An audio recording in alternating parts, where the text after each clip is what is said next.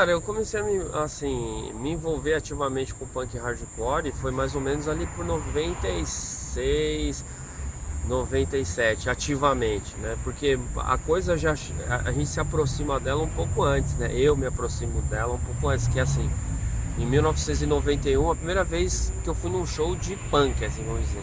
Eu lembro até hoje, era lá no bairro de Santana, Zona Norte, totalmente oposto de onde eu morava, eu morava na Zona Sul, Capão Redondo, e daí tinha um colega de trabalho, a gente era office boy os dois, e ele falou, cara, vai ter um show aqui na região que eu moro, você tem que ver, você já gosta do Minor Threat e tal, você gosta do Suicidal Tendencies, você tem que ver essa banda. Não tinha nada a ver, era um invasor de cérebro, não tinha nada a ver com as coisas que eu gostava de ouvir, mas, cara, a energia do show, assim, um negócio visceral, assim, eu lembro do Ariel, tipo, rastejando no chão, assim, meio Iggy Pop, assim, e daí passou, cara. Pra mim foi o dia que quebrou a última barreira que faltava pra mim em relação a isso.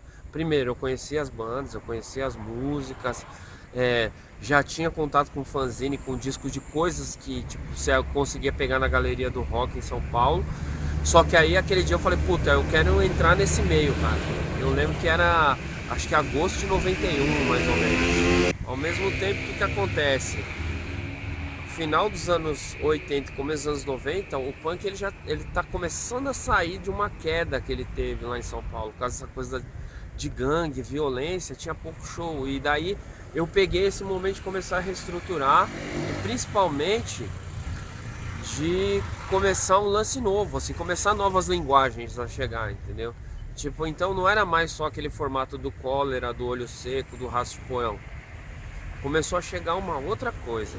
Aí já existia o personal choice, já existia o self-conviction, já existia o abuso sonoro. Então, tipo, eu falei, caralho, tá vindo. Tem outras coisas além do crucificado pelo sistema, entendeu?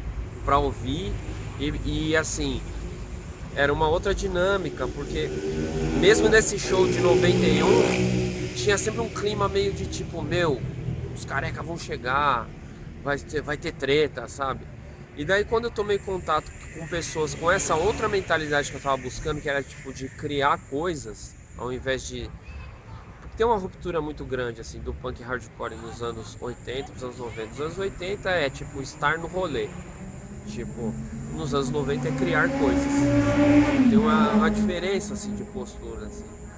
E eu sou dessa geração que tipo queria criar coisas. Aí em 96 eu montei uma primeira banda de bairro assim com uns amigos assim. Eu passava as fitas assim meio querendo catequizar os caras, porque tipo os caras gostavam de Creedence Clearwater Revival e eu queria tocar tipo Tervete Cadete assim. Então tinha essa. E daí o outro gostava de Beast Boys, aí era meio difícil, então eu queria catequizar a molecada assim. E foi assim, uma experiência legal, porque eu vi, cara, que tipo, eu não tinha formação musical nenhuma, não sabia cantar. O som que saía ali da banda era horrível, assim, era ruim pra caralho, mas assim, me falou assim, olha, você pode fazer, cara, é possível. Um pouco depois eu tomei contato com o pessoal da Verdurada e foi ali naquele universo, nesse meio que as pessoas flutuavam, que eu conheci o Pierre Kirchhoff, que era guitarrista do Constrito, e ele me convidou para cantar na banda. Na verdade, ele convidou para fazer um teste. E daí eu fui lá ensaiar um dia, era um dia que eu tava com a garganta inflamada, assim, não conseguia cantar nada. E daí fiquei amigo dos caras, a gente é amigo até hoje, apesar da distância. E aí o resto é história, né? Continuei tocando, assim, com eles, aí montei outras bandas e continuo fazendo música horrível desde então, assim, com os caras, né? Foi através do Constrito também, que tocando nesses shows, assim, a gente tinha uma mania, um pressuposto nosso, assim, de sempre fazer shows em lugares afastados do centro, sair dessa comodidade da área de conforto do show perto do metrô. Então a gente organizava show em escola, em espaço de forró, em casa de cultura. A gente já fez show até dentro de ferro velho, cara. E por tocar nas periferias a gente acabou ficando meio próximo de algumas pessoas do mais do rolê anarcopunk também. Então a gente conseguia transitar legal entre esses dois universos, assim. A coisa pega pra mim no sentido sentimental, respondendo a segunda parte da pergunta, porque, cara, o hardcore ele te dá alternativas que o mundo não dá. Ele tipo te apresenta respostas que talvez o mundo possa não dar, assim. para suas dúvidas, para os seus questionamentos filosóficos, espirituais, morais, assim. E quando eu era mais novo, eu era um garoto muito raivoso, assim, cara. É engraçado quando eu lembro, assim, fazendo um retrospecto de memória, assim, que quando eu gostava muito dessas bandas pós-punks, assim, que a galera chamava de gótico e dark. Eu acho um negócio engraçado. E daí eu falava, mano, eu gosto muito desse som, mas é tudo tão pra baixo, né? Tudo tão borocochô, meio bundão, assim, meio parece que as pessoas estão se rendendo. E daí eu tinha necessidade, daí eu comecei a ouvir hardcore mais agressivo, assim, sabe? Essas bandas finlandesas, escandinava, assim, tipo Anti-Cymex, essas coisas. E aí pela primeira vez eu senti que toda essa raiva que eu tinha de muita coisa que me incomodava, racismo, várias questões pessoais mesmo, assim, eu tenho parentes doentes, assim, viciados, e daí quando você começa a raciocinar e se colocar no mundo e entender ele, cara, dependendo da pessoa que você é, ou você pira, ou você fica meio letárgico, ou você fica com raiva, entendeu? E eu acho que a maioria das pessoas fica com raiva, em diferentes graus de raiva. Vai ter o cara que sai explodindo coisas e vai ter o cara que, tipo, vai mal-humorado pro trabalho. São diferentes graus. E o hardcore pra mim, emocionalmente, foi um canal pra isso, assim. Era um momento pra mim pessoal também que, tipo, que não passou ainda, porque eu me vejo ainda fazendo parte desse mundo. E de que, cara, é assim, você tem um chefe que te explora no trabalho e te trata mal. Pô, vai ter uma banda de hardcore que falou disso um dia. Você, menina, você se sentiu assediada ou assim, colocada à parte, se você procurar no hardcore, tem bandas de menina que falam do empoderamento, de que elas têm condições e devem tomar esse espaço, nem que seja na marra, assim. Se você é um cara negro, assim, e você se sente tolhido dos seus direitos, vai ter alguma banda que falou disso. Então, cara, o hardcore pra mim ele é um grande leque de ideias, assim, que ele se apresenta, assim, e se o seu viés não for pelo lado racional e for pelo lado da emoção mesmo, porque eu acredito que uma boa quantidade dele é emoção, tristeza, raiva, frustração, sabe? Todas essas coisas movem os garotos e garotas a entrar numa garagem no estúdio e fazer essa música que é uma coisa que a gente ama, né, cara? Então, o hardcore ele passa por todo esse leque de emoções, assim, tipo, de sei lá, um cara que eu vim de uma família simples, assim, comecei a trabalhar como office boy, fui operário de fábrica, não tinha muita noção da política, do mundo, de como eu me colocar nesse mundo. Não vim de uma família problemática, não posso falar isso aí, sabe? Tipo, vim de uma família ok, meu pai tá com a minha mãe até hoje, os dois se gostam, eu vejo isso neles. Mas ao mesmo tempo, assim, tipo, eu ficava incomodado, assim, que, tipo, tinham colegas meus, assim, que, tipo, os caras se matavam pra comprar um carro, porque o carro era um signo de posse, assim, de que, tipo, o cara seria alguém só porque ele tava atrás do volante. Aí eu me incomodava com outras coisas também, de, tipo, o colega meu que em entrevista de trabalho, o cara super capacitado, aí ele via lá que tinha 10 caras brancos e ele negro, e ele não passava, sabendo que ele tinha mais condições que outros, né? Então, é isso, assim, eu acho que o hardcore ele passa por todo esse degradê de emoções, assim, de você amar muito isso, sabe, entrar nesse meio, esse meio possibilitar você fazer coisas, sei lá, eu não sei tocar até hoje, mas eu continuo tendo banda e me divertindo, viajando, conhecendo gente, conhecendo lugares. Indo em lugares que eu nunca fui, cara. Tipo, pra você tem ideia, eu tenho 41 anos e a primeira vez que eu fui pro Nordeste na minha vida foi ano passado. Eu me sinto privilegiado. Tem gente que talvez nunca faça isso na vida. E eu fui, tipo, dormindo em casa de amigos. Ano passado também, eu fui pro centro-oeste do país, conheci Goiânia, conheci Brasília. Meu, graças a quem? Aos amigos que viabilizaram isso. É a mesma lógica, é a mesma dinâmica que faz eu estar aqui em Sorocaba hoje. Sei lá, talvez se eu tivesse seguindo a minha vida normal, sem ter esbarrado, feito a curva, batendo nesse universo, talvez eu nunca pisasse aqui, sei lá. O que teria de interesse para mim? Ah, a cidade é legal, a cidade é bonita, mas tem amigos aqui? Não sei, sabe? que me levaria a conhecer Brasília, Natal, Mossoró ou qualquer uma dessas cidades? Cara, das coisas que eu produzi assim, cara, eu tento me aplicar minimamente assim no que eu sei fazer mal e porcamente, que é escrever, cara. Tipo, eu nunca tive zine, é uma particularidade assim. Já tive duas tentativas, fiz entrevista, resenhei fita e não sei o que, não sei o que. Aí chegava algum momento do processo, a coisa empacava e não saía. Eu falei, pô, realmente eu acho que não é pra mim. Tem gente que tem mais afinco realizador para que a coisa saia. E daí eu, cara, se você olhar minha mochila lá, tem um caderno lá que eu sempre rabisco coisas, assim, eu tô no ônibus, tive uma ideia, eu escrevo ali 2, 3 linhas e depois eu tento desenvolver, assim. A segunda parte é o fator social dessa coisa. Quando você entra nesse meio, você começa a conhecer pessoas, você começa a formar amigos. Então, tipo assim, os primeiros amigos que eu tive dentro do universo do hardcore não tocavam, tipo Marquinhos, o Gabriel Pornô lá de São Paulo, o próprio.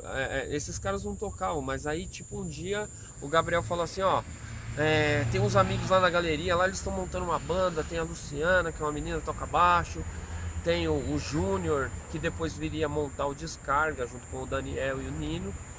E daí a gente montou uma banda assim, que eram três caras, uma menina, chama Mente Alerta. Essa banda durou três. A gente fez muito ensaio, porque o Júnior ele era obcecado em fazer música assim, maquininha. E a gente ensaiava muito no porão da casa da Luciana. Só que ao mesmo tempo a gente não conseguia dar vazão para toda essa criatividade assim, tipo, a gente não chegou a gravar. Tem tipo, sei lá, uma gravação de show meio ruim assim. E a gente tocou, sei lá, 3 shows. No terceiro show que a gente fez, que foi o último, a Luciana já não tava na banda e quem tocou baixo foi o Pierre do Constrito. Ele era um amigo próximo. Ele falou, pô, cara, você não quer cantar no Constrito? A historinha que eu contei agora há pouco. Eu acabei entrando no Constrito e tal. O que é interessante desse negócio é que é assim, você vai conhecendo gente, cara. Vai agregando gente, né? Tipo, pô, a sua banda é meio metal, mas eu gosto de um crust também. Eu queria montar uma banda de crust, vamos aí. Emenda, e daí tipo eu lembro que teve uma época na minha vida que é até engraçado. Cara, eu só ensaiava, cara. Ensaiava e tocava, ensaiava e tocava, ensaiava e tocava. Porque assim, paralelo ao Constrito, que eu considerava a minha banda prioridade, sei lá, eu tive o Diáspora com o Cauê, que era tipo um trashcore, assim tal, uma banda mais rápida, fez um split com a Shot Cyrus. Eu tive um Intifada com o Alessandro, o Ganso e outros amigos lá de São Paulo. Depois eu montei uma outra banda com o Cauê. Então esse conjunto, assim, apesar do hardcore ser um universo, você cria uns sistemas pra você, que as pessoas vão ficar ali orbitando ali. Tipo, vai ter aquela galerinha assim, de tipo, pessoas que andam junto, que tem gostos afins. E eu acho que eu me achei ali num grupo de pessoas. Tanto que, cara, Cauê Nascimento, que é o guitarrista do Cúmplice, hoje a banda que eu toco bastante, Além do Escuro. Cara, eu toco com o Cauê há uns 18 anos. De banda em banda, assim, de projeto em projeto. O cara é tipo meu parceiro, assim. E do outro lado, o outro guitarrista, o Alessandro, que tocou comigo no Intifada. Que também eu toco com ele, a gente morou junto, dividiu um apartamento. Cara, a gente tocou durante uns 15 anos junto. Toca ainda, na verdade, até hoje. Aí depois de um certo momento, assim, de banda em banda, eu resolvi montar uma gravadora. Já senti essa vontade de lançar as coisas em vinil, com tiragens limitadas, uma coisa pequenininha, assim. Também porque eu moro numa casa pequena, eu e minha companheira, minha noiva, a mulher que eu amo. E, cara, não tinha como eu ter altos estoques de CDs e discos em casa. Então eu falei, vamos fazer só tiragem pequena. E daí nasceu ela deu o nome, assim, ela falou, por que a gente não coloca Embers Records, né? Fagulhas, essa coisa. Eu falei, não, mas aí é meio emo demais, né? Daí vamos colocar Black Embers, né? Ficam Fagulhas Negras, né? Fica uma coisa meio um pouco pra lá e um pouco pra cá. E a gente faz isso. A gente lançou 7 discos já, tá indo pro 8º. E é isso, assim, fazer essas coisas com a FIC, colocar as coisas na distribuição, te coloca outros desafios de coisas que você pode aprender dentro desse meio e desenvolver, entendeu? Eu dirijo hoje em dia em parceria com meu amigo Jorge Ferreira, tipo, também é outro que entra nesse meio. Eu nunca tive banda com o George, mas a gente é amigo há quase 20 anos. Tipo, uma amizade. Ele já morou em outra cidade, voltou, foi pro Japão, morou em Curitiba, morou em vários lugares, mas a amizade se manteve, assim. E eu não sou do ramo de audiovisual, sou formado em história, só. Eu trabalhei com projetos de memória, com exposição, essas coisas, tinha uma noção mínima, bem mínima mesmo, dessa parte técnica. E foi isso, cara. O hardcore deu a base para fazer isso também. Tipo, você quer fazer, ninguém tá fazendo, ninguém se preocupou com essa história, faça você mesmo, entendeu?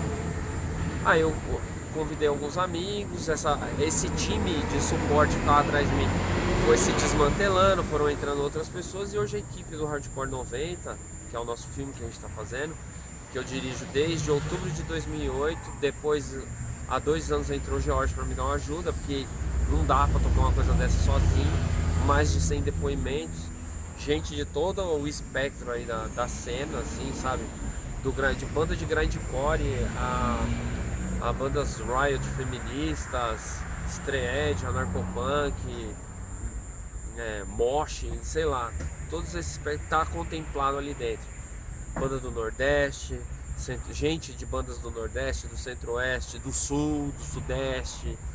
E daí, cara, era uma necessidade que eu sentia, de tipo, que essas coisas elas se perdem. E hoje você vê, pô, tem o Butinada, tem uma porção de livros, dissertações que falam do punk do Brasil, do começo do punk do Brasil, mas dos anos 90 tem pouca coisa.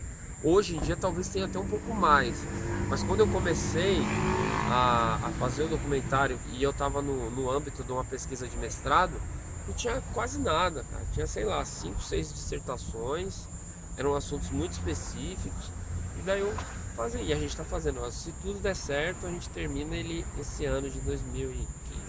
A primeira vez que eu vim pro interior, eu não lembro exatamente, assim, para tocar com banda, né? Mas eu tenho algumas coisas que são umas lembranças bem legais, assim. A gente o Constrito tocava bastante pelo interior paulista. E a gente tocou em Pindamonhangaba, cara. Era um show de uns amigos nossos que tinha uma banda lá chamada Guerrilha. Eram uns meninos que, porra, meus caras sempre gostaram da gente. Os caras iam direto, e daí um dia eles fizeram um show. Era um show que era engraçado, porque era um show que era um galpão que foi uma igreja renascer durante anos. Aí o galpão ficou abandonado, os caras pegaram, ligaram as coisas lá, e a gente fez o show junto com o I Shot Cyrus. Isso aí bem no começo dos anos 2000, assim, 2001, 2002, uma coisa assim. Cara, a impressão que eu tive do interior já nessa experiência, depois a gente tocou em Pinda, em outras situações, tocando numa Perdurada em Pindamonhangaba. Depois eu toquei com Intifada, outra banda minha, em Itapira 2 vezes também. Cara, a impressão que eu tenho, as cidades são diferentes, as pessoas são diferentes, não dá pra ficar comparando, mas que assim, o tamanho da cidade influencia o comportamento das pessoas. Então, cara, vocês são muito mais abertos, muito mais receptivos. Se na capital o número já é reduzido de pessoas envolvidas com essa cultura, imagina no interior. Então, cara, quando tem, a gente valoriza muito, assim, é tipo uma célula, sabe? É tipo, fala, putz, é o meu porto seguro, lá eu posso ir que tem quem me receba. E, cara, Itapira foi isso também. Pô, eu lembro do Fábio, um amigão meu que a gente encontrou ele ontem. Cara, o cara recebeu, assim, eram 7 caras do Intifada, mais amigos que foram juntos. O cara colocou todo mundo na sala da casa dele. O cara serviu um jantar pra todo mundo, sabe? O cara tirou do bolso dele, sabe? Tipo, fez comida pra todo mundo, rango vegan animal pra todo mundo. Depois de manhã a gente tocou, o show foi incrível, tinha gente, os caras panfletaram na cidade inteira, colocaram cartaz nos postes, não sei o quê. E é isso, cara. O interior parece que não tem essa coisa de, olha, sou o punk, sou do hardcore. Vai vir um roqueiro maluco da cidade, cara. E é esse cara que você acaba puxando pra cena, sabe? Tipo, porque o cara fala, meu, é uma música agressiva, uma música pesada, extrema, assim, só que ela tem conteúdo. E tem gente que é sedenta por conteúdo, entendeu? E Itapiripinda eu senti isso. Eu acho que, e assim, outros lugares, Piracicaba, eu já toquei. Outros lugares que eu passei, eu sempre tive essa sensação de que são microcélulas, mas ao mesmo tempo é um negócio muito apegado, assim. Lógico que tem as suas particularidades e tem os seus problemas também, como qualquer lugar. Como tem fofoca lá em São Paulo, aí a pessoa não gosta, aí para de colar, porque fulano fez isso, ou falou aquilo. É inerente ao ser humano, qualquer grupo social vai ter isso. Mas eu curto, cara, eu acho legal. E tipo, por exemplo, o Hello Busters veio pra cá, a gente fez um show na capital, o resto é tudo interior. Seja pro lado do litoral, seja pro lado de dentro do estado. O que mais me representa, cara, é ter uma base de criação, sabe, livre. Tipo, meu, eu sou um cara que vim de uma família simples e, pô, eu esse meio me deu uma base, assim, uma curiosidade tão grande que eu fui estudar história. E estudar história eu fui ser professor. Sendo professor, eu fui trabalhar com publicação. Uma coisa, e tudo isso foi meio por causa do hardcore, porque eu fui trabalhar com publicação porque eu gostava de ler fanzine. O hardcore ele é uma grande lista de discos e uma grande lista de livros que você pode absorver, entendeu? Tá lá, você lê, sei lá. Vou dar um exemplo do MDC, assim, cara. Tipo, mate o policial que está dentro de você. É uma frase de uma música deles. Só que isso aí é Michel Foucault, entendeu? Tipo, é tipo microfísica do poder, entendeu? Então tem várias coisas que você pega o link assim e elas estão espalhadas em várias ilhas de conhecimento fora do hardcore, entendeu? E se você pega isso, cara, você vai longe, entendeu? Eu acho que é por isso que eu não cansei desse meio ainda. Eu entendo que tem gente que cansa, que desanima, que desgasta, que fica de saco cheio. Eu ainda não, ainda tô curtindo.